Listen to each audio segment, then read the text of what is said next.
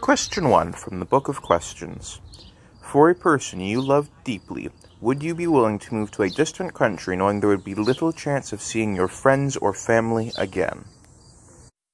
Now this says for a person you loved deeply.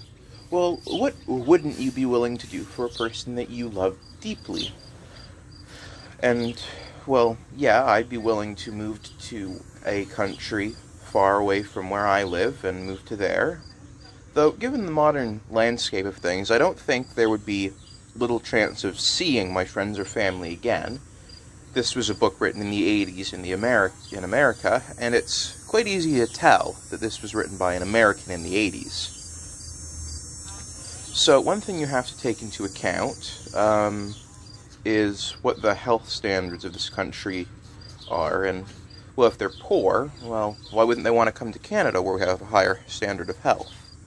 But to the question I think it's trying to ask is, what wouldn't you be willing to do for a person that you love deeply? And I think it would be murder, or some other vile, heinous crime, which would be my point of crossing for someone I love deeply, or just any criminal offense. But someone that you loved deeply likely wouldn't ask you to perform any criminal offense either, unless you're into some certain things, which I am not. So, to answer the question, it would depend, but very likely yes. Since we've got some more time, let's move on to question number 2. Do you believe in ghosts or evil spirits? Would you be willing to spend a night alone in a remote house that is supposedly haunted? No. Or at least not in the sense of the question.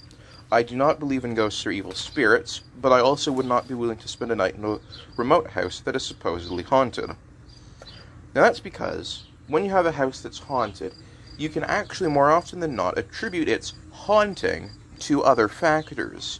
Things such as, it's got quite a big draft, it's producing a sort of odd sort of thing that'll throw humans off balance. Weird magnetic fields can do that, say something that's on top of a very large iron deposit. Those sorts of things can throw humans off and make us feel uneasy. And those can also pose long-term negative health benefits if you were to stay in them for a long amount of time. Also, haunted houses are usually places that are uncomfortable by their nature, or dark, or dingy, or something that would make humans perceive patterns that we would assume to be life, and ergo see something haunted.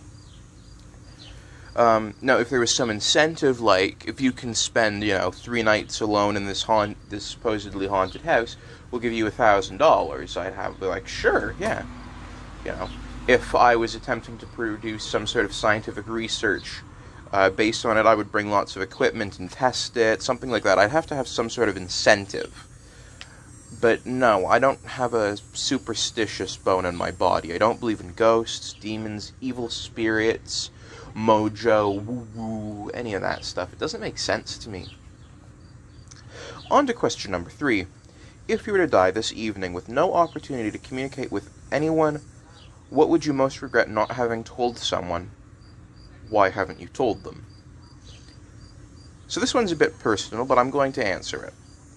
I have a grandpa, or grandfather, whatever you want to call him, who I haven't had contact with since about, I want to say December of last year, before the pandemic. And I was planning on coming out to him. He's about the only person who isn't aware at this point. And the reason I haven't told him is because I have no way to contact him, either via text or over the phone or anything. I've just got no way to contact him, and so that's why I haven't told him. We've got some more time, so let's move on to question number 4. If you could spend 1 year in perfect happiness afterward, but would remember nothing of the experience, would you do so? If not, why not? I would, because, well, I'm spending a year in perfect happiness, and that means I am able to make the people around me happier. Take them to do all sorts of things, and even if I forget, well, I'll still have memories, they will still have their memory, we'll still have mementos, things like that. And so I could, over a year, rediscover all the things that I had done, and see just how happy I had made everyone, and I think that could do a tremendous world of good. Now, it says there's an extension to the question, so I'm going to flip to the back of the book here, where it keeps the extensions to the questions. So, the extension to the question is, which is more important, actual experience or the memories that remain when the experiences are over? I think a mixture of both. The actual experience is in fact good, but being able to remember it and use it is also good. But also the effect that it's had on other people around you is a good thing. So I would say it's a combination of the two. You can't give it to one or the other. If you had to give one thing more importance, I would say the memory of it. Because your brain fakes all sorts of memories which come to become part of your identity. But your brain can't fake actual experiences. Even if your brain makes up the memory, and it becomes part of your identity, or if it forgets an experience, well, it doesn't stay to become anything. It's the memory that lasts. But a year in perfect happiness, that's not going to give your brain anything significantly good, unless what would make you happy is highly specific, and you couldn't recreate that. So I would say that the memories are generally more important, but the experience and the effect that what you have done has on other people is truly the most important thing that you can have. This is just me.